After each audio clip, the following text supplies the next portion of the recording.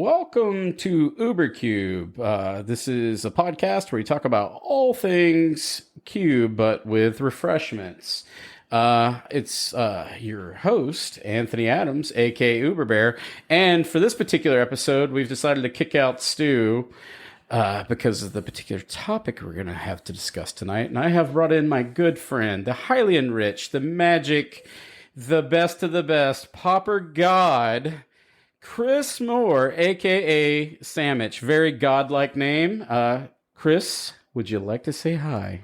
Hello, everyone. Thanks for having me, Anthony. There you go. That was our prelude, our preamble to the topic and discussion. But as on UberCube, what we always do is we feature our drink of the pod, the thing that loosens the wheels, gets the gears going here.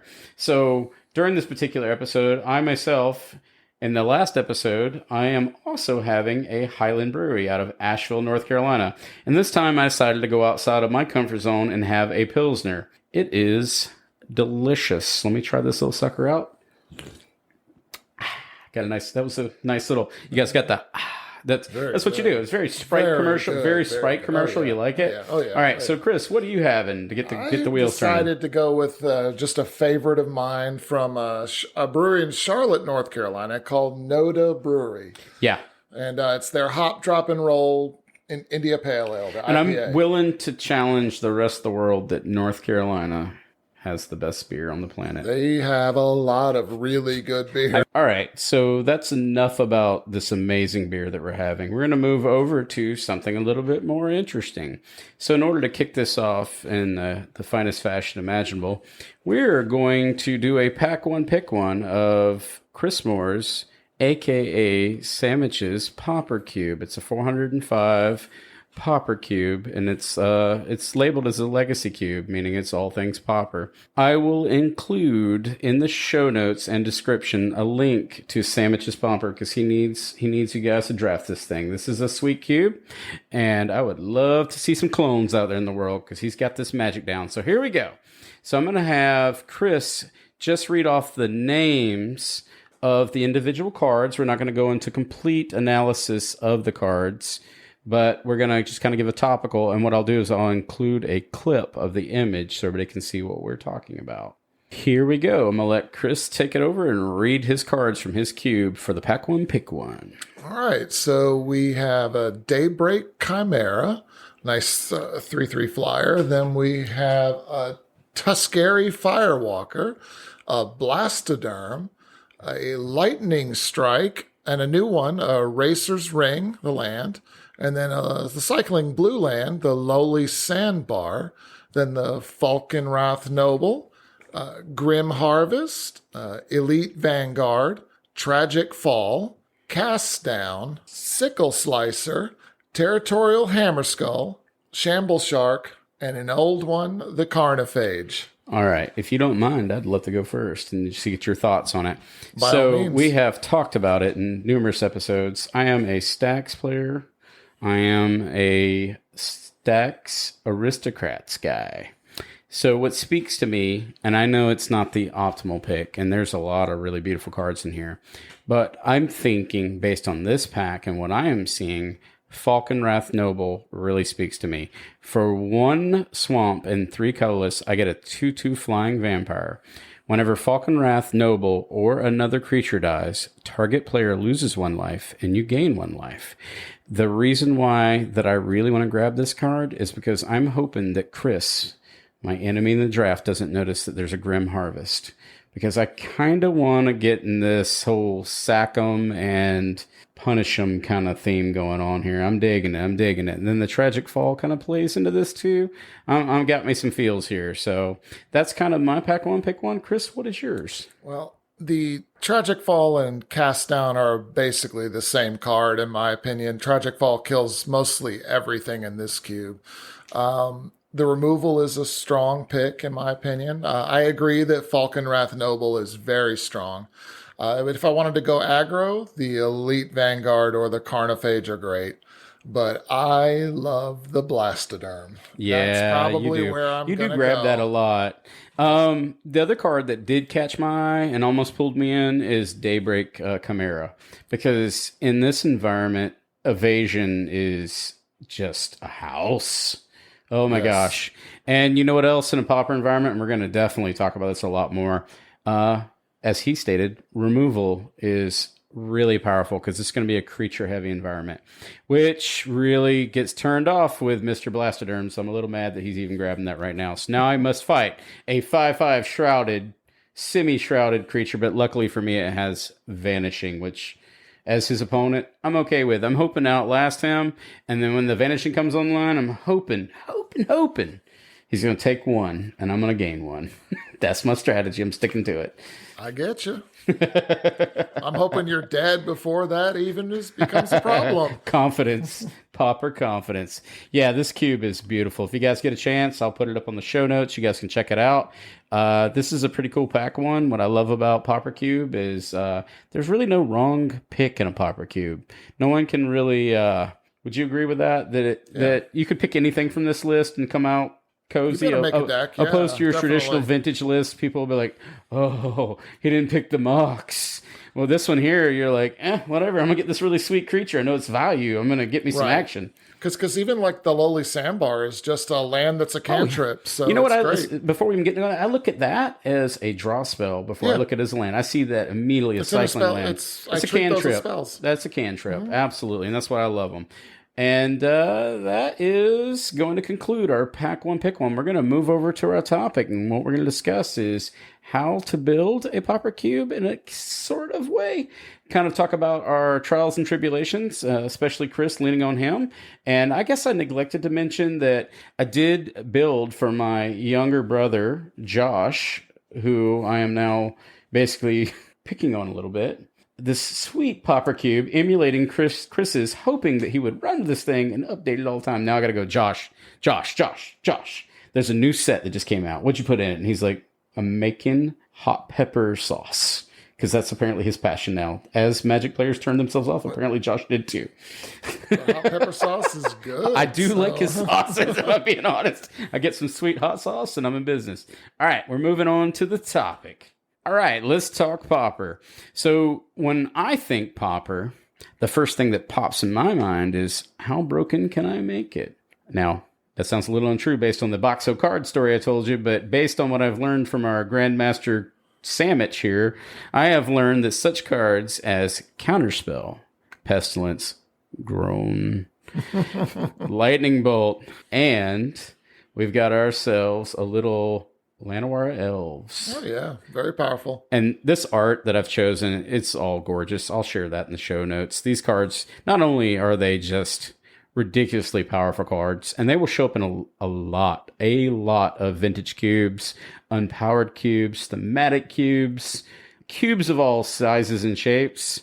But Pauper, that's a little disgusting, isn't it? These are Pauper cards. Mm-hmm. Lightning Bolt. Well, Counterspell wasn't common when it was first printed. It was uncommon, but it became common later. Yeah, which is interesting about this because that just like when I discussed my Fem cube and my Horde cube and my Power cube, which Chris and I both have Power cubes, when the spoilers come out, we're always sifting through the rubbish, if you will, trying to find a card that just either changed rarities or in the case of my Fem, is just so happens to be a female dragon. And I'm like, oh my gosh, I need this in this slot here.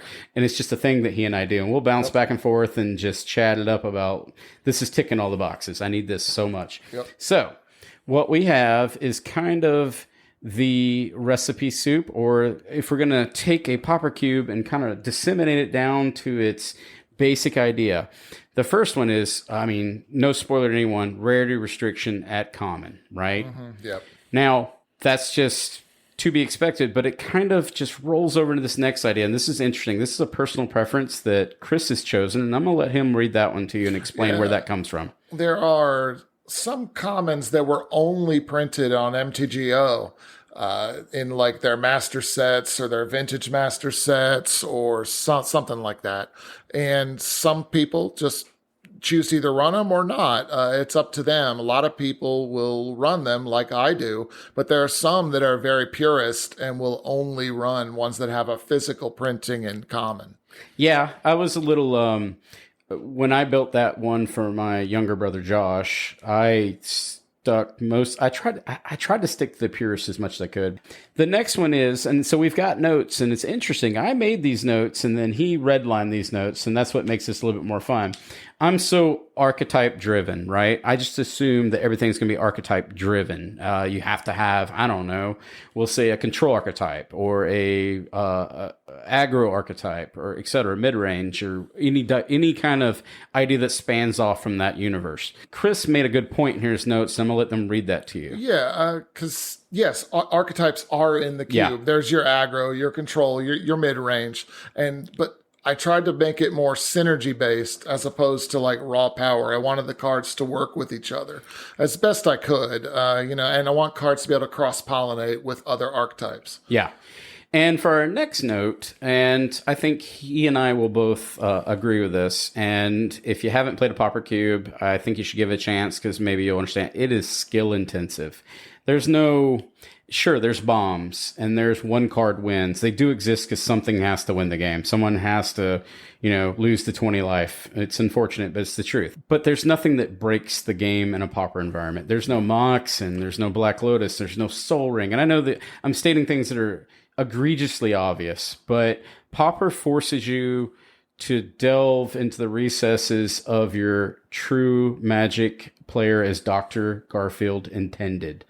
So to get the pieces out, you must really study and look for the synergies, as he mentioned in the last. And then the next one's going to be heavy creature count. And I've put that in Chris's wheelhouse to talk about here because he can, he can explain that a little bit more in depth. Yeah, it's just the creatures, especially in the past 10 years, have just gotten really, really good, and the spells are less so now. A lot of the, and creature combat is what usually decides games. Yeah. When it comes to this cube. That's why in this cube, things like combat tricks are actually okay. Yeah. Whereas in a traditional vintage environment, they're kind of scoffed upon. People look at them and they think they're kind of just a placeholder in your hand. Whereas here, they're going to do work. So cards like Rancor and things like that, or any kind of, is going to get in there and get the work done because your creature turns sideways. And this is where evasion and these creatures, like, it's easy just to grab flyers and menace and first strike and all these things. Death touch even becomes a form of evasion because you don't want to throw a body in front of it because it has a cost. Creature heavy environment. It makes a whole different line of play opposed to our traditional cubing strategies that we've all become acquainted to in comparison to like an MTGO, etc. Right? Which leads me to the next point, because there's so many creatures, his density and the one that I made, the density of spot removal becomes more necessary. Yeah, it's got to be higher in this. Although I had to test it a lot to get comfortable with where I was right now. And it's always evolving. It's never a done deal. Right now, it's about 20%, I think. Yeah. In there. So, because you have to be able to clear the way. Good precursor to an episode that we're working on in the future where we have a statistician, a doctor, nonetheless, PhD, that's going to help us go through, and we're going to do some analytics and try to decide if there is a formulaic way to determine the ratios and density. I myself being an engineer, and we're going to work with a PhD, and we're going to see if we can solve the math formula, which we know we can't, but I have a hypothesis. Yeah, you can skip me for that one. I have a hypothesis, and we're going to test it out and see if it works. Pretty sure it's going to be wrong. Hence, probably shouldn't call it hypothesis, but we're going to give it a whirl. It's an educated guess on what we can do for spot removal. The next one we have is limited board wipes. Yeah. That's always been a problem. Although recently they've come out with quite a few that are better than they used to be. Yeah. Although you're not looking at anything better than a pyroclasm for the most part. Yeah, so we're looking at all creatures take 2, or all creatures get -1/-1, or whatever. But you know what? What's neat about it, it forces you to combine board wipes with either other board wipes to get, 3 damage or 4 damage across. Or you do a board wipe with your pyroclasm, as you mentioned, and then you combo synergy off with a lightning bolt to get rid of that creature that's a 5-drop. Yep. And so it forces lines of play that are awesome. Yeah. Makes your thinking hat comes a little bit more to solve the problem, right? Yeah. God, I really wish pyroclasm was common, to be honest I with know, you. right? Yeah. That would be absolutely and it will be eventually. We got to wait for it. Sure. We figure another 10 years. Possibly. It's going to deal like 30 damage at common. I don't know. It's And so another attribute of the Pauper environment, and for people who own Pauper cubes, it plays a lot like a limited or a sealed draft in terms of context. And so that kind of, as Chris will say. Yeah, and it reminds me of when I first started playing Magic, but also it's more like limited because the majority of the cards you use in a limited draft are common. So it makes sense that to me that it feels that way. Yeah. And so leads to the next thing. So when you do that limited draft, I don't know if you follow this prescription as much as I do. If I go to a sealed draft and I'm going to a pre-release, there's just a formula you can follow, and it's an acronym. It's BREAD. And BREAD stands for? Bombs, removal, evasion, aggro, and filler cards or duds. Yeah. So Chris doesn't do the duds because I'm trying not to. But I assure you, if we just both look through each other's cubes, we're always picking out duds. Absolutely. I think he and I go, "Why are you running this card all the time?" That's just a normal conversation he and I have. And then he'll counter offer, "Well, it's part of this archetype." Da da da da da da. Yeah. So duds. Bread does work in this environment because bombs in this one could be, I don't know, as we talked about before, the Archon and Pack One, Pick One. It's a 3/3 flyer. It doesn't seem like a dud. That thing can win games. It doesn't seem like a bomb, but you know what? You have to reference these cards in the environment in which they lie, right? It can be a little daunting for someone like you. It's hard to come off of playing. You and I play on your power cube, right? So let's just say we're just going at it back and forth, doing Winston drafts or Glimpse drafts or Chaos drafts or 8-man pods or 8-person pods in the power environment. So we've got this like high paced, high damage turn Fast. 3, and then it's like switching to neutral when we go to Pauper. It's weird. Downshifting a lot. It's weird. It's weird. You went into low gear for no reason. So suddenly you were looking for a bomb, at a high level. Now you're looking for a 3/3 flyer as a bomb. Yeah, the bomb is very different in the Pauper environment. So it does take a little bit of experience and acclimation to the environment. Once you get it, you've got it, and you know what to look for. And then we're going to talk about some of those bombs as we move forward. Another point about Pauper cubes is the kind of the peak, the apex of the environment generally rests around 2 to 3 on the mana curve, right? Yeah. I mean, that's where most of your strategies are going to lie. I mean, sure. Again, that's back to the bombs. Could be the 7 drops. We've got some hex proofs that might cost 7 or 8 or whatever. They do pop out, and once they're done, you're probably dead anyways. But most of your general synergy / archetypes are really going to center around that 2 and 3. I mean, even aggro and stuff like mid-range, it kind of gets a blur, doesn't it, in this environment? It's actually high turns do happen quite often, but it also can be fairly fast because of the 2 to 3 mana value strategies are right there. Yeah, so and I think this is why we fall in love with it. And as a matter of fact, as soon as we're done with recording this pod, we're probably going to be rocking some Pauper cubes. Sure. All right, so we've kind of summarized in a nutshell, I guess, the framework of Pauper. Yeah. A brief overview.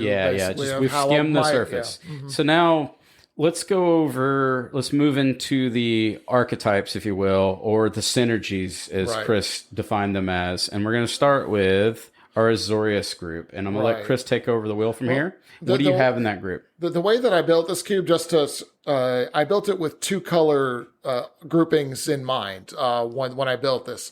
So I look at each guild specifically. And this one, he mentioned Azorius, which is tempo, blink, flyers are the main things you'll get in this cube. And I will mention that blink is literally one of the most powerful archetypes in this cube. And I love blink. Blink is a very patient strategy. Yes. I run that in my La Femme Fatale cube, and yours is better in this one because it's a little bit more flushed out.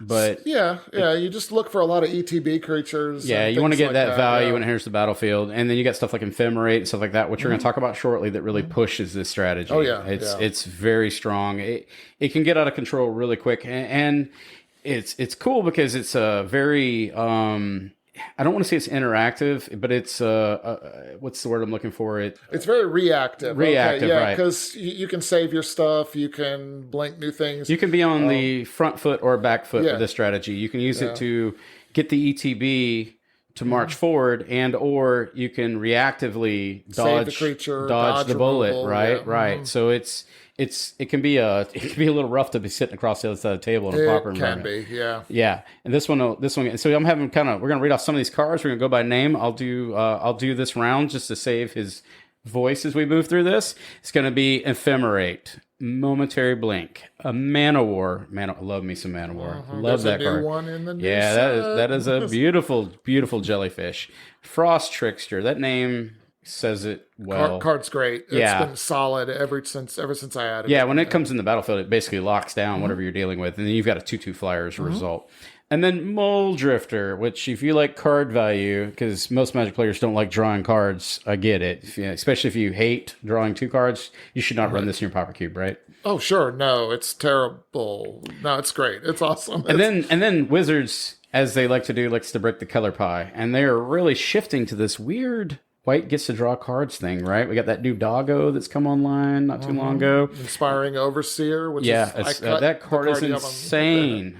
Yep. Yeah, Inspiring Overseer is insane. And then we have Priest of Ancient Lore. So when these creatures enter the battlefield on their ETBs, they let you draw a card. And do they all let you gain 1 life in that subgroup? Or at least the cards what we're worried about, some right? don't. It just but they depends. really offset that aggro strategy. So when these type of blink effects, you block and then you respond, you ephemerate, you've declared the blocks, you've negated their attack, you flicker, you come back in, you draw another card, you gain a life. You've pretty much made the other player with the Blastoderm that's coming at you do a whole lot of nothing. Absolutely. That 5/5 just got turned off with blink. It's pretty cool.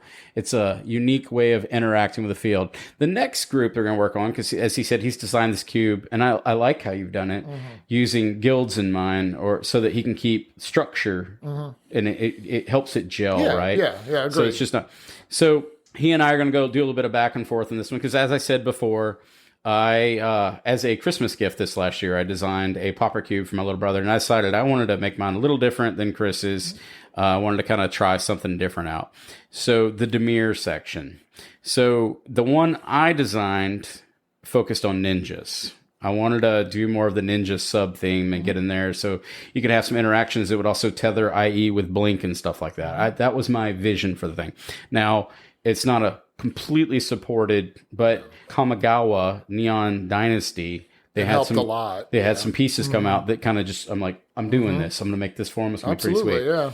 But it's more of a controlled tempo. And then Chris has some thoughts on the ninjas that are a little juxtaposed from mine. Yeah, unfortunately, most of the ninjas that come, and even the new ones, they don't do enough, in my opinion. Yeah. There's some that draw cards, and that's great. I think there's some that bounce some things, which are all right. But it's just not, I'm not a fan of them right now.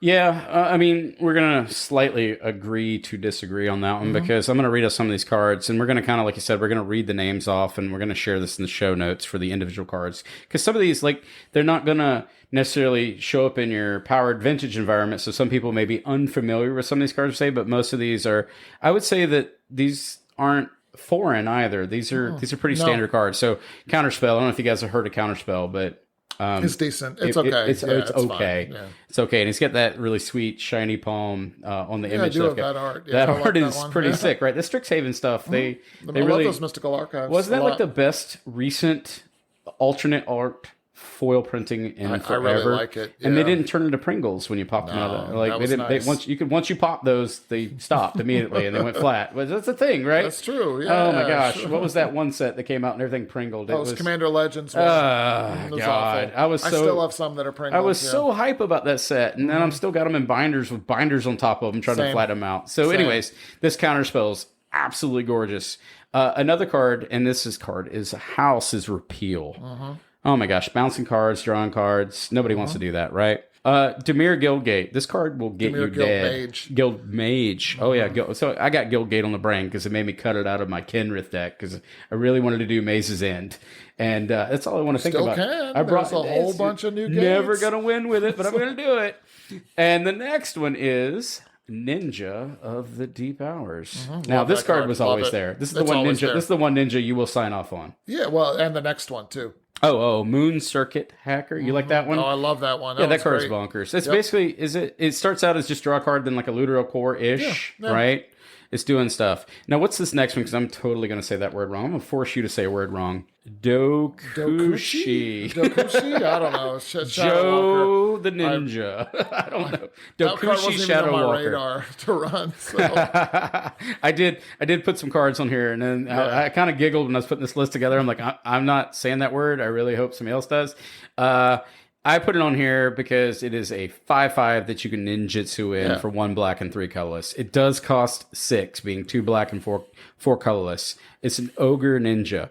It's just a big old fat beater that you can cheat in, and I just thought it would be neat. It's not bad. It's just it's not great. It's a weird slot. I get it. I just like, hey, you know what? Common. I'm gonna put it on better the list. 4 drops. And this is why his cube is better than my Boxo card cube. If you guys are starting to wonder, the next ninja that I put on my list was Moonblade Shinobi, and as I said, I put that in the Pauper cube that I designed. When it connects, it makes blue illusions. I thought it was neat. It's still in playtest mode because, as it's my little brother. I can poke at him a little bit. Josh, if you're listening, I need you to play this Pauper cube so I can know if this card's good or not. If I made a good decision, Chris says no. And Mistblade Shinobi. You want to tell me what that card does? Because it's really brief. Ninjutsu's for 1, and it's a 1/1, and I think it bounces a thing. Yeah, it returns a creature to that player's hand. The way I saw this is like, my thought process is I attack you with my Mana War, and let's pretend that I got through. I want to then flicker my Mana War. The problem is you have to pretend you got through. Yeah, I won. Okay, I've already won. But just so you know, from our see. last episode about stacks, you've already conceded. Oh, I see. Okay. Yeah, so this turn never happened. I'm not a fan. I'll be honest. I'm just not a fan of the last few weeks. Josh, I need you to play this so you can show them it's good. You go ahead. You're sure? All right. So in a Pauper environment, I used to love You remember I used to talk about you used to play it all the time? Oh, like obnoxiously. But then I found this new love. Oh, yeah. Rakdos, aggro, sacrifice matters. It's good stuff. I think I'm going to do this. It's really fun. I think I just beat you with this one. You did, yeah. We get to do this once. Yeah, we went that 2-1. one time. That one time, 2-0. I didn't completely, but I felt like I won. Victory was mine. I still beat you one game.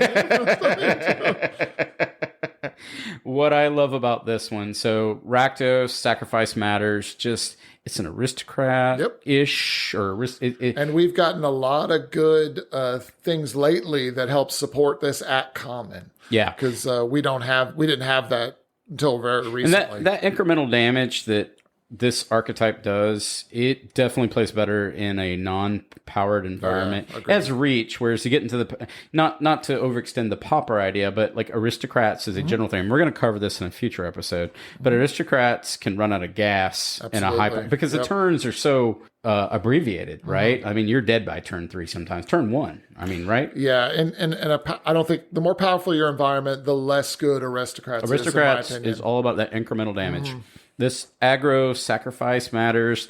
It's kind of a machine and a machina. And you keep churning it, and you put the little creature in, you get it dead, and I hit you for 1, or I gain 1, and I hit you. It's incremental. Takes a lot of patience. It's very control-y.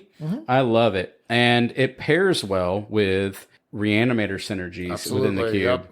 So you've got some, in Pauper, you actually have some of those. It's more raised dead effects where go to your hand and stuff like that. But it's not bad. Yeah. And I'm going to go with when these turns are this game, you have time. Like that's with Pauper, you feel the pacing, you can ratchet down a little bit. Oh, yeah. You can clear your head, think about the lines, and it's actually a really powerful learning environment if you want to show somebody complex lines and build them up to it, opposed to, pardon me, Storm players, where I'm going to sit around and watch you play the game. And I do love Storm. I do. And we talked about it last time so much, but you're going to totally finish me off. And by turn 1 with your perfect Storm, Stu's not here to stop me from saying this. And I don't get to understand what just happened, right? I don't get to see the lines. It doesn't make me on the other side of the table, your opponent, necessarily a better opponent. Also, in this environment, there's just like no 2 instant I win the game combos. Yeah. So this really helps players evolve to be a better player. So if you want to play against someone who can interact with your high-powered strategies in that future game, this is a great developmental platform. Right. I love it. Yeah, I this love is it where for that reason. we've done this with like our children and our it's a great introductory just to teach people how to really get into this format of cube that we love so much. We're going to go over some of the pieces of this archetype. and I'm going to let Chris kind of break it down for you here. As in our pack one, pick one, we have Falcon Wrath Noble. That's just one of the houses of the deck. It's a bomb. That's a bomb. But that classifies as a bomb. That's a bomb. And it's got a friend called the Hissing Ingwinar, which does basically the same thing, except you don't gain the life. Right. And then we have things that make tokens, like a Cathari bomb or things like that. We have recursive creatures like Persistent Specimen. I love that card. I'm not Persistent running it right Specimen's now, like a reassembling skeleton, gives you that repetitive action, that sack outlet. Yeah, again, we have time here. We have time to understand the lines. This is a slower paced game, guys. This is like turn can be 8, 9. Very. It's almost EDH Commander. A little bit. You got some breathing time to understand what you're doing, so you can do some flow. Now these can be, again, this is a highly synergized Pauper cube. So don't allow me to overly put the blinders on you. If you play Chris's cube, you better be ready to die on turn 3. But I mean, if you want to go through and do the slow pace like Cathari Bomber and get those goblins out there and sacrifice them with your carrion feeder to then say, I'm hitting you with my Falconwrath Noble and Hissing Quagmire, or excuse me, Hissing Iguanar. Yeah, this is all very possible in this cube. The lines of play are very distinct. The next subgroup we're going to go over, Gruul. This is pretty basic. It's aggro and tokens, which is like a mid-range archetype. So I got this list up right now, and I glanced over it, and we've got, and I'm just going to call them out, Saproling Migration, Blastoderm, Curd Ape, and that's what caught my eye the minute. I'm like, oh my gosh, this card will crush you. It is just... Wild Nicodle, its friend Wild Nicodle. Oh my gosh, these are secret Gruul cards, right? They don't look like it, and you're drafting and passing around like, this is a red card, I don't want this. Oh my gosh, this is a Gruul card. If you ever saw it, they will get you dead. Beetleback Chief, Hordling Outburst. This card is silly. Okay, so any other environment where I said, hey, I'm going to pay 3 and I'm going to make 3 red goblin creature tokens, you'd be like, okay, whatever. But what's so cool about that one in particular, that pairs well with that aristocrat thing we just did in the Rakdos seg. So, yeah, right? I'm going to sack those little boogers. I'm going to hit you with them, and then I'm going to sacrifice them. The pain's going to come from all directions. This next card, and I'm going to get Chris to read them. This one is sick. I love this card. The Frenzied Arnix. It's a 3/3 for 4, a 2 and a red and a green with Riot. So you either give it a counter, or a +1/+1 counter, or haste. Yeah. And it has trample, and then for a lot of mana, let's be honest. It's 4 and a red and a green. You can give it +3/+0 until you could make it into a 6/3 with trample. This card 7/4 too. This card is a common. Dude, when he and I started playing Magic, this would have been it would have been 7 mana with no abilities. Would have been Sir something or another. Yeah, and it would have been legendary with a mustache and a cup of tea. A 7/3 that attacks. It'd have been Johan. Yeah, exactly. Johan, by the way, is... I'm going to rebuild that EDH deck for the third time. Oh, I'm doing it. Johan, look up the card. Johan, best EDH commander ever. Hot take, people. Hot take. The next section we're going to go over is his Selesnya section. And again, this is kind of like Gruul. Selesnya, you can do other things with it, but I've chosen not to. I make it more of an aggressive archetype and do a lot with tokens as well. And it feeds well into your aggro section, like you just said. Yeah. But then there's going to be the tokens. You can cross-pollinate those into the aristocrats. That's the synergies here with all these are intertwining, interlocking guilds. This is an exclusive because his mana base, which we'll kind of allude to here shortly, is so diverse. You can really do some 2-3 color strategies. If you want to get wild and crazy and bonkers, you could theoretically do a 5-color good stuff in his Pauper cube. It's getting loosey. It's getting loosey goosey. It's also slow. So here's the cards that we have listed for. Yeah, I got. There's a few examples here. Scatter the Seeds, which makes 3 1/1s when it comes up. But it says Convoke, which is really nice. Convoke is sick. Yep, and it's an instant, which makes it even better. Convoke in a creature-heavy environment. It works really well. Insane. Yeah, it's absolutely insane. Yeah, it's run over another card. We'll talk about it in a minute. It's going to come up soon. For reasons, which we'll explain in a minute. Yeah, this is the much sweeter, kinder version of what's going to come up soon. Yes. There's also Trumpeting Herd, who recently printed in Modern Horizons 1, I believe. Oh, yeah. And Rebound. Rebound. So some of these effects, Retrace, Rebound, we're going to go over these cards, Convoke. Yep. Oh my gosh. This is kind of a callback to what I said about my Boxo cards, whereas Chris actually read like, I don't know, interesting mechanics that do things that really make these cards seem not so common when you put them together. Right. You'll get dead by it. The next one he's going to read is disgusting, and it's going to be on our list of bombs soon. I've liked this one. It's been in forever. Sends Enlistment. Put 2/1/1 Kithkin soldiers for 4, which is not a great deal, but it also has retrace, so you get to keep redoing it. Yeah, which it's is why this card's obnoxious. Yeah. I love this card and I hate this card all in the same sentence. Exactly. Yeah. This is one of those. I've lost to it and won with it, so yeah. I mostly just lost to it. All right. Here's another mechanic that is super powerful. It's going to be in your Orzhov section. And I don't know if this really needs an introduction. This kind of resonates with that pingy kind of aristocrat type of feel that we talked about before. And this just pairs like bread and butter with this idea. And it's going to be your Orzhov extort control section. Oh, yeah, definitely. Oh, my gosh. This is... it's a very powerful archetype and does incremental damage. It's one you have to almost pay attention to make sure he has to really balance these to make sure some of these don't power creep out too much. Yeah. Like using spells matters, which we'll allude to in a minute. It's one of those ones that's so common, so printed so often, and even at common, it's easy to get out of control. So he has to have like these fundamental checks, and we do this through drafting and feedback and all that.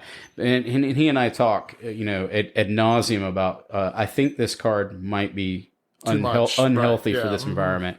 It creates one side. Extort is fun because someone has to lose, and it really complements powerfully with aristocrats. Like that's my jam. Yeah, I'm gonna rock some Mardu aristocrats as we talked about last episode. Not a great Disney movie. Not see that movie. Oliver and Company is definitely superior to Aristocats, as we talked about in the previous episode. It's been a long time. All right. So the creatures involved, and I'm going to let Chris read them, are... the 3 ones that we have listed here as examples are Kingpin's Pet. Words. Yeah, exactly. Tithe Drinker and Syndicate of Tithes. All of them they all have extort. So every time you cast a spell, you pay a white or a black, you drain an opponent for 1, and you gain 1. What I do like about the Pauper environment, because I keep going off on tangents, is... the words are typically a little less on these cards, opposed to some of these super hyper wordy mythic rares. Well, like Pauper, you can just read the cards. They're supposed to be less. Yeah, they're a little cleaner. The designs are typically cleaner. Yes, and a little bit more efficient as far as the play lines. The next one, Synergize, and you're going to start hearing the word Synergize. So I may have added some of these cards because, again, I crafted this list based on what I did in the Pauper that I basically cloned Chris's and then did some modifications. And I did the Golgari section. And I wanted to tilt mine a little bit more towards a Sacrifice Matters, Graveyard Matters, Dredgy type of idea, which doesn't 100% align with Chris's. Yeah, I'm not running much in the way of dredge right now. There just isn't a payoff right now. Maybe there will be at some point. I think I was forecasting a little bit more here. I thought, again, knowing that when I handed this cube off, and a cube, if you're out there and you're looking for me, I think about you every day. The cards you have listed are fine. There's nothing wrong with them. It's just the payoff. I would agree. I would agree that the payoff's not there. I think I'm looking for something to come, and I built it premeditated. It's Shambling Shell, Desecrator Hag, and this next one is a house. Oh yes, it's really good. It's the Loathsome Curator. It exploits, so you sack a creature when it comes into play. Exploit is a powerful mechanic. It's a 5/4 with Menace. Menace. Right, Menace, right. Sorry, I apologize. I didn't realize what the rules were when I came out here. And when it exploits a creature, you get to destroy a creature you don't control with mana value 3 or less. And it does a lot of work. Yeah, so you got a colorless and a black. This card is disgusting. You have so this one he does have in his cube. Yeah, and I have gotten browbeat with this card, or I have browbeaten someone with it. This card's stupid. Lonesome Curator. If you're not running it in your Pauper environment, you need to check this card out. This is a house. It's a nice top end for the black. Absolutely. Then we're going to go over to the weird section, and I think this is the weird section in everybody's cube. And if you feel differently, feel free to put it in your comments. But it's Simic. Simic's just a weird. All about tempo, ramp, but it's. To me, as a curator, as are you, it is the strange section, which I guess they embrace the weird in this one, but the cards are displaced. Like they never really harmonize with one another. Like you'll get this one card that does this, and the other card does this, and this one that has evolve off in right field, right? So green ramp, creatures, control. Chris put on these notes, self-explanatory. It does basically that. Yeah. That's what it does. Yeah. Shamble Shark. It's the cutest little fat belly. Weird. I don't know when if this thing came up to you. I don't know if you would rub its belly or try to murder it. I'd run away from the giant spear that it's I am holding. tempted to rub its belly, then die. Yes, you would die. Yes. Hooting Mandrills. This card is bonkers. Card's good. Card goes in a lot of archetypes, not just this. Yes. The card goes everywhere. Yeah, I was just trying to find a place for it. If you see the word delve on a card, guys, you should probably read it twice. Yeah, it might be. And here's the weird one. Here's where we get in the weird. I love this card. Explain this card to me, please, and why this is in the your Wave card. Sifter. It's a 3/2 flyer for 3 green and a blue. And when it comes into play, you investigate twice, and then you can evoke it for a blue and a green. It is not the greatest card, but I think it's really fun, and it's also got amazing art. So that's another reason. It's got a giant koi levitating out of water. Yeah, and it seems not everyone's high on this card, but I really like it. I think it's interesting. It's really fun, Now on this one though, counterpoint. I would find myself truthfully passing this card more often than not. That's fine. Yeah. I can see the evoke being the only draw for this card for me. Understood.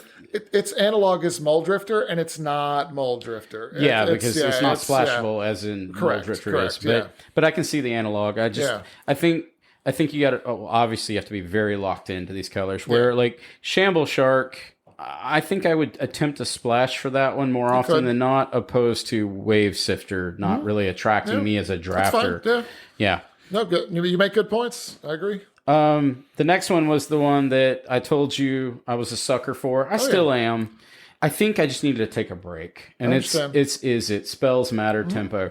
And everybody calls it spells matter. I've never knew it as that. I called it turn and burn, baby. Turn and burn. Counter burn, turn and burn. This spells matters thing. I appreciate that coinage, but when I was in the way back when, Boomer Magic. And within this one here, I mean, this is probably, would you agree, Chris, that this is, I think fundamentally this is the easiest archetype to build because it builds itself sometimes. Am I wrong in saying that? You just need an Anycube. You need like tempo-y style creatures and spells to either clear the way or draw you cards or something. Sometimes I feel like when because I have 5 cubes. How many do you have? I've got 3. We kind of skipped through that in the beginning of the intro. So we're cube addicts, and I have built, including the one that I gave away, Pauper Cube. If you're looking for me, I'm still here. Daddy misses you. Josh, call me. And the Pauper Cube, I was able just to grab pieces and just fold them right in. Like I didn't have to put as much thought into a spells matters. It's easy. Whereas like some of the others, like using Golgari and all that, I had to look for intricate pieces. Maybe they don't work. Even ninjutsu, folding them in with Dimir. This was for me, the training wheels build of it. And I may be triggering some people in that statement, but that's my personal experience. Right. I used to run a lot of the payoffs. The one that gets +3/+0, and every time you attack with it, every time you cast a spell. They just weren't very good. I also think this is the easiest archetype, color pairing to accidentally oversupport in a cube environment. Because the pieces fall into place. And so, like, you could get in a Pauper environment and grab too many of these, and this is a cautionary tale because I think I've fallen in this trap. You may have, where you put cards in there that do things, and they're triggering these abilities. These creatures can get out of control, and they can overrun your environment. And as a result of it being so powerful, can skew your draft choices. I was saying before, I was just kept gravitating this over and over again. I kept grabbing your spells matters, and it wasn't just because I was in love with the idea of it. It's because it felt the most powerful at the time, which does that make sense? It may have been. I don't know. It's been a while. Yeah. I just either that or just resonated with me. So the cards that fall within this, most of them are going to be just blatantly obvious. I mean, lightning bolt, your burn spells, your bounce spells, jilt being an amazing one. Fire and ice. Would you use ice to tap down their mana during their upkeep in a Pauper environment? Yeah. With the pacing? That's the aggressive move that I would normally do. It draws you a card. It's not the worst. Card's bonkers. The Ardent Elementalist, as he mentioned, that card is a house. Card's great. And blinks. Say again? It blinks. Azorius seems yeah, America. yeah. America. I've America definitely- loves that card. I've definitely splashed him when I couldn't get an Archaeomancer. I've put him in a blink deck. Yep. In my iteration of the Pauper Cube that I've, jokingly given to my little brother for a Christmas gift, Spellgorger Weird That is card's fine. I ran it for a while. I like it. It's a good card. I like it because but I think I may have fallen this trap too of the over supporting because signpost isn't very hard when it just says cast a card, put a 1/1 counter on it. It just gets big. It doesn't have any evasion. No That's part of my evasion. problem Yeah, with it. I don't know. I felt the need to just put these cards did the thing, and we'll find out through playtesting I in think time. when I ran that, it would average maybe 2 or 3 counters, maybe, which is sometimes enough, but not always. Yeah. And now we're moving over to the Boros section. And if I'm being honest, full disclosure, it's not because of his cube. It's my least favorite color pairing in all of Magic. I've won a lot with Boros in that cube. It wins a lot. And I think it's not that it's not powerful. It's I find it least interesting of the color pairings in general. Yeah. We have, and I'll let Chris just kind of pop some of these off real quick. It's your aggro and tokens. You notice the token is throughout the whole cube. Tokens in Pauper are very common. Oh, yeah. They're easy to find in almost all the colors at this point. And they pair so well with so many archetypes and synergies, right? It's a lot of them want a lot of bodies, and this strategy is no different. It likes to go wide sometimes. Yeah, so we have in this pairing, we've got, and in some of these, Savannah Lions, OG, which used to be in a lot of power cubes in the way back when. This card it was rare when it was first printed. Yeah. And this card, 2 for 1, right? I mean, you're just going to... It's a 2-1 for 1. 2-1, yeah. You can just go swat them. Vishino First Blade, excuse me. And Sky Knight Legionnaire. I love this card. It's actually a 2-2 flying haste for Boros +1. The Viashino's a 4-4 when it comes into play. It's insane, right? Yeah. Yeah. So I'm not going to sit there and argue that these cards aren't powerful. Yeah, I know. I like the... I resonate towards that. Before we close up this subsection of the pod here, man, I'm all about that Rakdos right now. I understand. I know you are. It is disgustingly powerful. And then splash me a little bit of Orzhov in there, and I got me some Extort. You get dead. You can blastoderm me all you want. I got you. It's true. That's true. All right. So now we're going to move over to, and we have labeled this, and Chris and I have debated upon this. We're going to call this Curators Beware. This is going to be the section of cards that you're more than welcome to. Again, your cube is your cube. A lot of people still run these. Your art is your art. And this is all meant to be our experiences, not yours. Mm-hmm.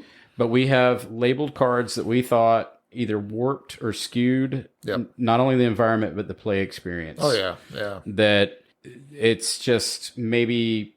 The whole idea of the Pauper Cube was not to be just the most powerful commons you can do, but also be the most powerful fun. It's supposed to be fun. That's the issue. Some of these first cards, one we're talking about was easily, to me, the least fun mechanic. And now we're going to go over that. And I'm going to let Chris talk about that and our experience. And this was a trial and error thing, man. And I think I started complaining about this first on this one. I think I'm the first complainer here. Yep. It's buyback, which is my... I ran it before because back when I first started playing Magic, it was amazing. You got the card back. And it was still wonderful. Is. Right. It's degenerate. Let's put it that way. Like capsize, you get 6 mana, and if they can't stop you from casting you're going to bounce their whole board. You win the game. Yeah. Same with Sprout Swarm. You're just going to keep making 1/1s multiple times a turn and just overrun the game. Evenkar's Justice, you just get ahead a little bit on life. I'm gonna make an analog here. It's gonna be controversial. This is the Okos of the Pauper environment. I hadn't heard of that, but okay. I have sat on the other side of the table going, "Oh my god, can we scoop?" Okay, let's just scoop it up later. Now there's one miserable. There's one I never have run in my Pauper Cube, and that was Disturbed Burial. That's one was disgusting. Way worse than that's all just of too them. powerful. Yeah, buyback, it seems very benign. 'Cause, I mean, paying 3 for capsize, 2 blue, 1 colorless, then paying 3 to buy it back. That's 6 mana. That's not very good, except it says target permanent. Right. That's where the disgusting comes on. So you just bounced my bounce land. Mm-hmm. Dude, not cool. Nope, it's not. I agree. Sprout Swarm. They didn't reprint that. No. In the in the Time Spiral remastered set. They knew better. Because it was going to be a limited environment, and it broke it the first time. It would have had to have been rare. In my opinion. So I get if you guys are running this. This is a great card. This actually comes up in our MTG Cube forum that we're in all the time. We're on a Facebook page, and we see this like, is this card too good? And we're like, yes. Yeah. It is. It's not just too good. It's actually amazing. Like you can run this in EDH comfortably. It's good. Yeah. Yeah. This card's a thing.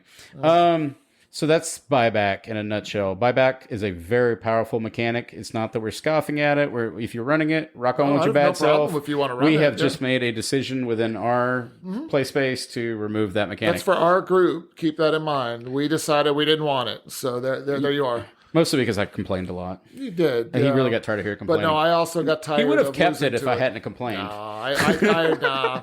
And here comes the next one. And this one probably is not a surprise.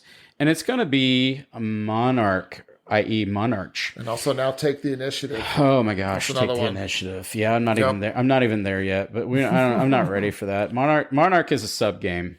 Oh yeah. It's a very powerful EDH sub game. I have a love-hate relationship for Monarch. Right. I think it's fun in EDH because it forces attacks. Multiplayer, it's great. It inspires people. It makes the game not... So the gridlock goes away in a multiplayer environment. It's to create traffic, right? Chris has got the Monarch, and Anthony wants to get the Monarch because I'm in an Orzhov deck and I'm limited on resources. I need to draw a card really bad, fly over, hit Chris. Then someone takes it from Anthony. That is creating interaction within a game that sometimes can become stalemated in a 4-player match. And I like it for that. It creates inroads. What I don't like about it is in a non-powered environment, because I am guilty of running some of these in my powered environment, as is Chris. But the environment can handle it, to be clear. Absolutely, yeah. But when you get into these pauper environments, this card advantage can just overtake a game. And I know this to be true because that pauper cube that I designed, my little brother who I care about very much, he got married not too long ago, and we decided to break off before his pre-wedding celebration and go play some cube at a local LGS in Savannah, Georgia. What we did is I played Monarch Tribal. I had a great time. I bet you did. They did not. I know. And every time they tried to take it back, I got it again because I had another Monarch card. Because I was running Palace Sentinel. I was running Thorn of the Black Rose. And I was running Staunch Throne Guard. So I was running this neat little Orzhov, I'm going to take your Monarchs from you, combined with all the other just extorts and all that nonsense. It was miserable. I had a great time. It was I'm sure you did. My fun is my fun. Right. Your fun, that's on you, brother. So the cards are as follows. Palace Sentinels, Fall from Favor, Thorn of the Black Rose, Crimson Fleet Commodore, Entourage of Trust, and Staunch Thornguard. Now, one of these immediately got red flagged by Chris, out the gate. Yes. It didn't take very long, and I'm going to let you guess which one. I'm going to tell you the colors. We got white, blue, blue. Thorn. Exactly, yeah. It was the Fall from Favor. I ran Fall from Favor for like a couple of weeks, and that was enough. Because blue really is hurting for card draw. Yeah. So it needs more. Yeah. That one kind of just red flagged itself out the gate. The rest of these, I'm guilty of it too. I think they're neat. But the rest of them kind of were just residually removed from the cube. The first one to fall was Staunch Throne Guard because it could go in any deck. And then the other ones, I just decided I didn't want a multiplayer mechanic. And what in you a 1v1 find game. yourself wanting to do, and this is how my thought went into designing the cube that I gave as a gift, was some of these colors hurt for card draw. Yes. So and it just resonates, or it's intrinsic that I want to give like green card draw. Why would I not want to give it Monarch, right? That's just where I was at. So it made sense to me. Okay, so blue, Fall from Favor, that's too much. Blue don't need that. You and I talked about this. Black starts getting a little questionable because they have card draw capability in these colors, right? So I'm like, maybe I don't need that. But, maybe at the time, white did and red did and green did. So we were kind of justifying it. And then we kind of justified it and we talked ourselves into keeping all of them at one point. This is how it happens, right? But then I know that Josh, who will maybe be in a pod at some point in the future, he decided to remove from his, as did Chris. Monarch just creates a sub game and card draw advantage. Not that it's not toxic. It just I don't know. Fun. Kind of just makes it one-sided. It just kind of it tilts games in a harsh way that's hard to come back with. The next group, and this is an offender that kind of correlates to our first episode we talked about ish. We talked about the Swords of Fallen Favor in episode number 1, and one of the things that we emphasized in the swords and what they do as far as their properties, it wasn't so much as to what they did, it was the protections that made them unappealing, because Magic at its very key is based on interaction. At least that's my viewpoint of the game. When you start taking interaction out of the game, then, well... Right. And I used to run a hexproof auras. That was an identity for Selesnya, by the way. I mean, it's what you felt like you had to do. So, yeah. And it was fine, but it just wasn't fun. People couldn't do anything against it unless I had a whole lot of diabolic edict effects and stuff like that. Yeah. And it just didn't work out. And I ended up cutting it, and it's been better since because of that. Yeah, so hexproof and protections, I mean, they're already brutal, as we said, in a high-powered environment, even thematic cubes, but they definitely get a little bit more powerful, even if they're just, even if they can just be statically blocked by a token. It's still really hard to deal with. Once they've come out, interaction has just been taken off the board. So some of those that we've added, and Chris has some notes here as far as some, he's got them on watch list, and that would be the Guardian of the Guild Pact. That one's protection from multicolored. Monocolored. Oh, correction. Yeah, it's a 2/3. You and I have talked about this one. I don't think that one is as bad because somebody's got to win the game. I'm not going to flag that one. Removal in the cube for it. There is removal in there for it. Yeah, and I just don't think that one's going to be the end-all be-all as far as cube goes. Where it gets a little dicey is when you get into the hexproofs, which is the one-sided interaction, lets you put the rancors on, things like that. And that would be an example. It'd be like Primal Hunt Beast, or this one's got me before, and it's very powerful. It's Striped Riverwinder. Not only is it a 5/5 for 1 blue and 6 colorless, but it also has pay 1 blue cycling. Cycling, essentially, you can put it in your graveyard. I mean, it's powerful all by itself. I could see running this and some other outside the flavor, even EDH or thematic cubes. This card's pretty neat. Like anything that bends itself. I still run the Riverwinder because blue does need a finisher of some kind, and it's one of them that I'm still running. It's iffy right now. I'm not sure. The Primal Hunt Beast I ran again in that aura package, but when I cut it, it's not good on its own without that aura package. Yeah, so you really want to balance in my curating opinion, and then we've got Master Kenobi over here, Obi-Wan Chris. You really want to watch the density of non-interactive creatures and spells within a Pauper environment, especially because, like we said before, there's limited board wipes. You got to really combo them to even get them to go off to kill the thing. Like a 3/3 hexproof, that's you have to drop almost 2 board wipes to even get rid of that. It's a lot of investment, so you got to really think about that when you're curating or building these type of cubes. Is it too strong? Now, I will emphasize someone must win the game. You just want to make sure that when you're winning the game, the other person's not miserable. And replayability is a factor with all things we've named so far, which leads to our next card. And this one here, this one's going to be our first. I will die on this. I'm going right here. to. It's going to be it's going to be Pestilence, and Chris says he's going to die on the hill. I am of the opinion that this card is way too busted for a Pauper environment. In the right shell, and we have seen it done, and I'm not saying that it can't be broken, but in the right shell, this card can just lock a game and control it. This art he has in here, I think. I have it in beta. It is I have sick. a beta. I mean, this guy is not feeling well in this photograph. No. He probably needs to get checked out by the CDC. He needs to go to a clinic, Rick. I just think that the ability to do the damage and to just off an entire board state is probably a little too powerful, in my opinion, of Pauper Cube. Now, that being said, it does kill that 3/3 hexproof that I just said we couldn't deal with. So I will give you that. Yeah. It does deal with it, but it does not kill that 5/5. It's getting a lot harder now. It's getting more there's more penalization happening now. But go ahead with your counterpoint. Well, I think it's not unbeatable. It is beatable. There is a lot of removal for it that I have in there. So Pestilence dies to removal. Also, I have creature removal that helps get rid of all that stuff. So another strategy, folks, is to kill all your creatures so that Pestilence dies. Yes, that is. Sometimes it's what you got to do. Sacrifice them all off to get rid of Pestilence.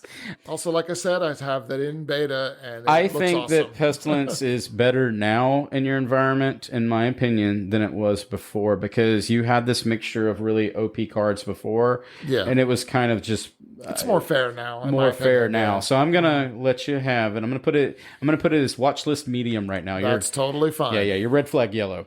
All right.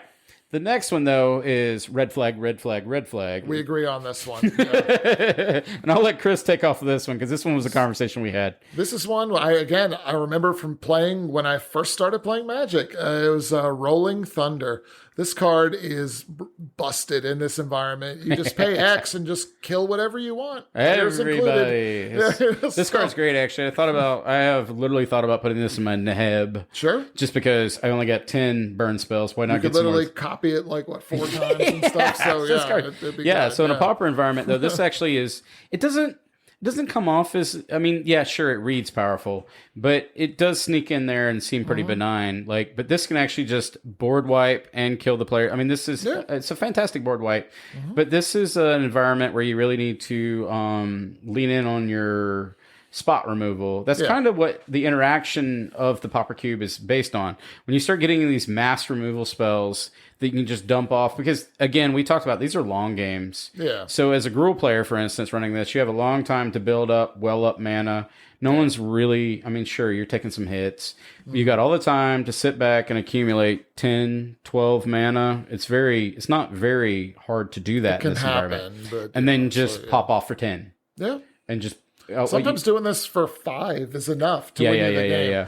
I ended up cutting it for a more fair one called. I put Fireball back in. Yeah, Fireball's a little bit more fair because you have to actually invest for each target. I mean, I wanted one X spell like this, but I needed one not this. So this thing was too much. Yeah, so we're going to move over to the next one. So we kind of talked about when we did the whole bread theory, we talked about bombs, removal, etc. Well, we're going to go over bombs and Pauper. So we to reflect upon what we've done so far, we've covered over the guild sections. We've talked about some of the cards that you have to keep a watch on that they may be too powerful for the environment. Now we're going to go to ones that are bombs, but they're not crossing that thin red line of being too powerful, because you do have to have something that wins the game. And that's going to be starting with, as was already stated, our favorite, the Guardian of the Guild pack. Yeah. Then we have Seraph of Dawn, which is an incredible flyer, lifelink. That is a bomb. Then Battle Screech. Battle Screech is sick. If you haven't played this card, oh my gosh, these are. Oh, let's pause. When I'm saying bombs, did I mean pack one pick ones in Pauper? Because some of these are justifiably pack one pick ones. Yeah, definitely. Yeah. I don't have a problem with grabbing any of these. I'm not ashamed to grab that. We did a pack one pick one the other day. Your Pauper Cube. Ephemerate all the time. Oh. Hell yeah. That's another one, And another one you didn't have on, but I added, was Coalition Honor Guard. Oh, that flag bearer is incredible. And it's obnoxious. I thought I did put it on the list, but it wasn't on the list. I must have cut it because I hate it. You do hate that card. I remember one time I played that against you, and all you had were pacifism effects as removal. Yeah. And it didn't work. And now ironically, I now run that in my 2-headed giant cube because it's kind of funny when your opponent... Yeah. It's got to choose a flag bearer. There's all one right there. So now we're going to move over to our blue section bomb. So this first one, it has been up for debate with multiple people, was Lose Focus. And at first, I downed on it in the beginning. I will redact what I said before. I did not love this card, and now I'm running it in my Power Cube. I'm running it in my Horror Cube, if I'm not mistaken. It's in all my cubes, I think I'm running it in every one of them except for my La Femme Fatale because it doesn't qualify for that. Otherwise, this card is bonkers. If you guys aren't running Lose Focus... the ability to replicate and then make them pay 2 additional more is way powerful. This is almost better than it could almost be better than it's almost cusping on Mana Leak. Might be a little bit better than Convoke. It depends. For the Mana Leak is better, but this costs 3. You have to have a lot of blue to make it work, but it's still great. I still like it. Yeah, it's very powerful. Solid every time I played it. And now we've got the next one, which we already named was Striped Riverwinder. Yep. And because it's got hexproof, and cycling, it kind of says itself. Ninja of the Deep Hours is a extremely powerful magic card. That or the new Moon Circuit Hacker to me is right. So these are kind of bombs. Yeah. They don't look like bombs, but you gotta really put it in context. You're in a Pauper environment, and typically, I think a rule of thumb is if it's got a lot of words on it, it's probably good. Yeah, agreed. Then I added to this, Errant Ephemeron, which is a 4/4 flyer with suspend for 2, which is really great. And then also a unique effect. It's an old card, the Ray of Command. That one I'm not in love with. You and I will... I love the card, yeah. I love it in my Nin deck where I'm grabbing it and sacking it. I realize you can... Yeah, I can see a space for it. I just find myself never drafting that. I understand. I've drafted it. It's been good. It's been real good for me. I've never had a problem with it. It's the theft effects. It's unique. There's not much in blue that does it at instant speed. It's mind controlling theft. I do like it. I just never gravitate towards it. And then this one we kind of already went through was Pestilence in the black section. It's powerful. It's a bomb. If you see it come around, you need to grab it. But these next two ones, the last one your name's going to kind of go with, is going to be very known in the community. But this middle one is pretty good. It's been great. Yeah. It's Diagraph Horde. It's a 3/4. When it enters the battlefield, create 2 black zombie creature tokens with Decayed. When you do, exile up to 2 target cards from your graveyard. This is close as you're going to get to Grave Titan, folks. It's from graveyards, too. Yeah. So you get to get any graveyards, which is great. Yeah. You get to get your opponents. It's Card awesome. is amazing. Yeah. Because if they're trying to loop something or as the graveyard synergy, because a lot of the, like when I said I designed my cube, I did probably a little bit more speculation than you did because I knew I was giving it away. Yeah. I was kind of building a framework for something that may occur because so he can connect the dots when he started curating it. Yours is tuned and tweaked, right? But Right. Well, it's been. I've had. when it for I a saw while this now. card, Yeah. I was like, "Oh my gosh, this is bonkers." I kind of missed this the first time around. I think. I think had you to and get- I talked did. about this one, yeah. But I didn't add it, and then once I added it, I'll never look back. It's so good. Yeah. And this next one, if you haven't died to this in Commander, you probably will in some Commander match. This card's obnoxious. This Gray Merchant of Asphodel. Yep. No need to say anything. That card's just incredible. I mean, if you It haven't does- grown because I read that card, you're like, oh god, yeah, I remember that. Yeah, I died to that. And I added 2 more. The Death Denied is another one. You pay X and 2 black at instant speed. Get any X target creatures back in your hand. And then Undertaker. I just lost to this. Death card Denied recently. is really fun for that. So this is where what's so cool about his cube, and I can't stop talking about it, is the intertwining. When he said the word synergy, and he corrected me on archetype, this is not so much archetype as it is synergy because we just overlaid all these different types of bombs right back into. Well, I love me some Rakdos, Aristocrats, Orzhov. It's nutty what you can do with this thing. And then Golgari, I mean, it's crazy. It works good in Golgari. It folds in so beautifully. Works good in Orzhov, too. Yeah, because they don't have access to all the reanimator that we do in the Power Cube environment. And they have to make concessions. But these cards are insane.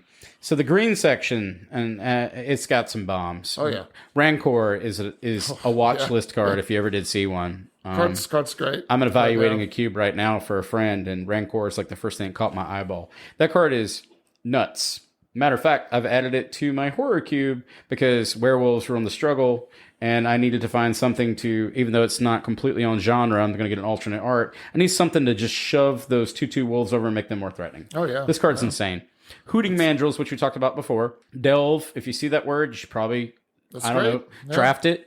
And Blastoderm, I'm a mixed bag on this one because I realize it's a 5/5 for 4 and it has, basically Shroud. I've chump blocked it too many times. It happens, yeah. Yeah, I mean, because you can't even really do anything to give it any true evasion because it has its own Shroud, right? Yeah, That's my only slight against the card. There's also a new one called Bannerhide Krushak, which does a little bit of everything. It's like a 4-mana 4/4. Yeah. I forget the other ability, but I know you can reinforce. You can also do a whole bunch of different things. I think Blastoderm's starting to show its age, in my opinion. It could be, yeah. The next one we're going to talk about is our red section, and these are kind of par for the course. This is going to be Lightning Bolt, Fireball, Pyrotechnics. I mean, Pyrotechnics, that card's real good. beautiful. I mean, I didn't really have to talk about the other two. They're classic Magic cards. I think Pyrotechnics is probably the one that maybe people are not as familiar with. Yeah. Tell them what that does, Chris. It's for 4 and a red. You get to deal 4 damage, divided any way you want among any targets. It's real good. You get to spread it out like that. And it's the closest thing you're going to get to like a mass board wipe in this environment. A powerful mass board wipe. To me, it's a more fair, like Rolling Thunder type spell. I would agree with that. It's a bomb. I mean, so he just kind of said it on without it's board wipes are actually a bomb in this environment. Like fiery cannonade and stuff like that. I scoop those up like nobody's business when I see them come around. You just grab them because otherwise you're going to be really heavily reliant on that spot removal. And then we got Beetleback Chief and Goblin Heel Cutter. Heel Cutter comes in and it makes it so they can't block. Is that correct? And it has the what is it called? Where you cast it comes back to your hand. Yeah. It's just good. And now we're kind of moving over the color section of bombs, and I'm just going to read these off. It's going to be Bone Splitter, Renegade Freighter, Cards of House, Serrated Arrows. This card is insane, by the way. Oh yeah. Ulamog's Crusher. I put that down the list because it has an Annihilator too. That one's one of the ones because you have so long to cast it, but these get hard to cast. The Ulamog's Crusher and the Eldrazi Devastator, both very powerful Magic cards in this environment, but they cost 8 mana.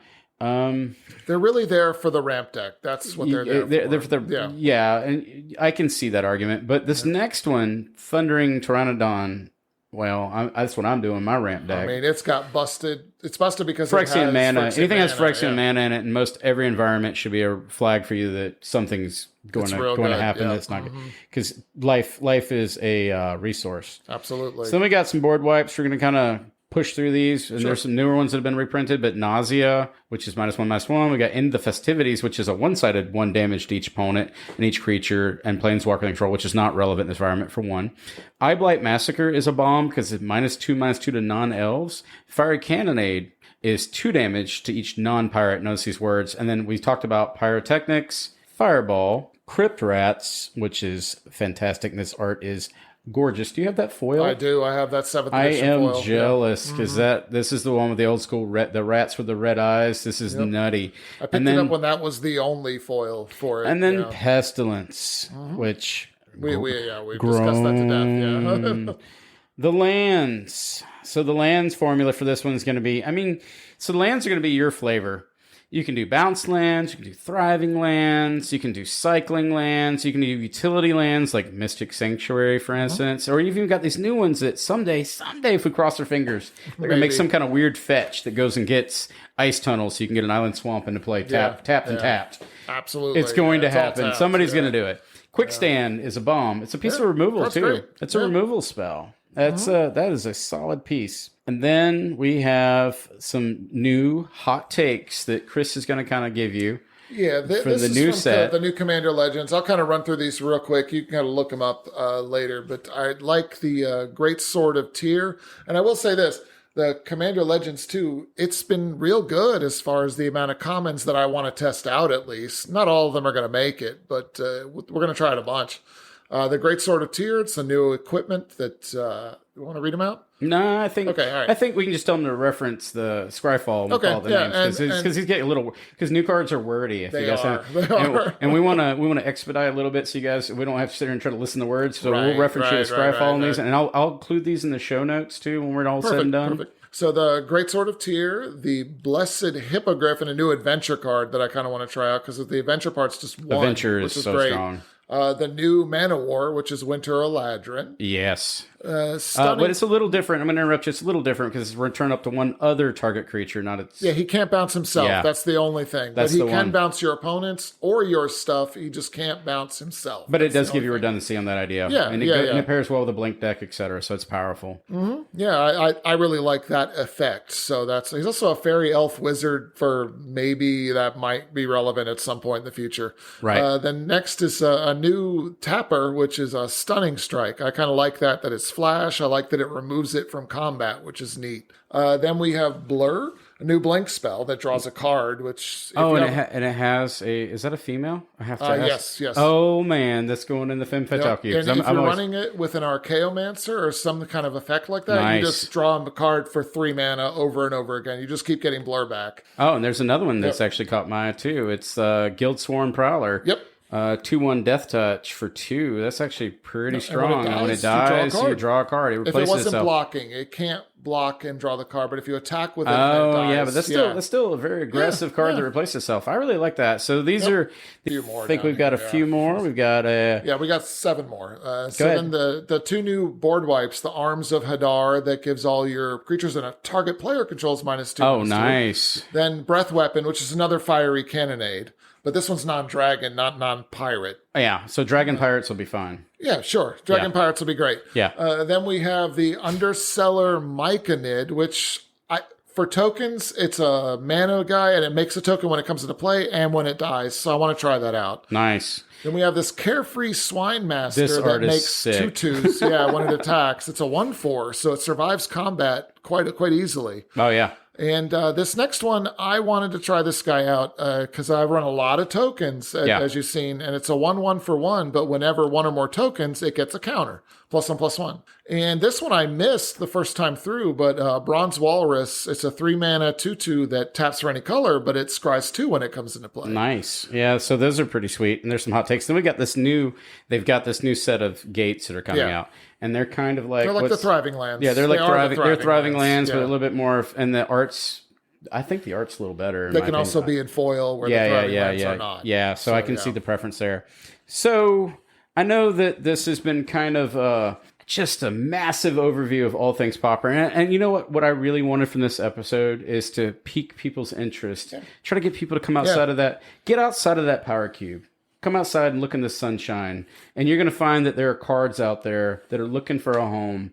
And the lines of play, just the intricacies. And you can do powerful things in a Pauper environment. Truly powerful. Yeah. That will get all your spikes and you'll all be happy. Your Timmys and spikes and all those guys will, and you won't get the combos as much, but the Johnny's left out, but Timmy, Spike, there's a home for you here in the Pauper environment. Agreed, yeah. And I think also as another note that I add to this is a great training ground if you're trying to bring someone into the idea of cube. Yeah, it's a little, there's not as much going on with the cards. They're pretty obvious what interacts with the each other. Drafting itself is more welcoming if you want to grow your play group in Cube, opposed to here's my Storm LED. Yeah, you see where I'm going with this. Yeah, here's my power cube, and by the way, you can die on turn 1. Or we can you draft. Won't even know what happened. Yeah, or we can draft and have some really good games and exchanges and drink a few beers as we do here on UberCube. Yeah. Other than that, I wanted to thank Chris for coming out and really just taking the time to walk us through Pauper Lane here and get this Pauper talk on. I hope that this has been helpful, and if it has, I would very much like you guys to do the following. You can find us at Twitter at UberCubeMTGPod, or you can reach us at UberCubeMTGPodcast at gmail.com, or you can link us on our Discord at UberCube. And if you really love this content, and I hope you do, because we really want to grow this community, we would truly, truly appreciate it here at UberCube if through your favorite player you give us a 5-star review so that we can keep spreading the great word, the great thing that is Cube. Other than that, we are out, and this is a wrap. So for the rest of you out there, happy cubing. That was awesome. Thanks. Had a lot of fun. All right. Later.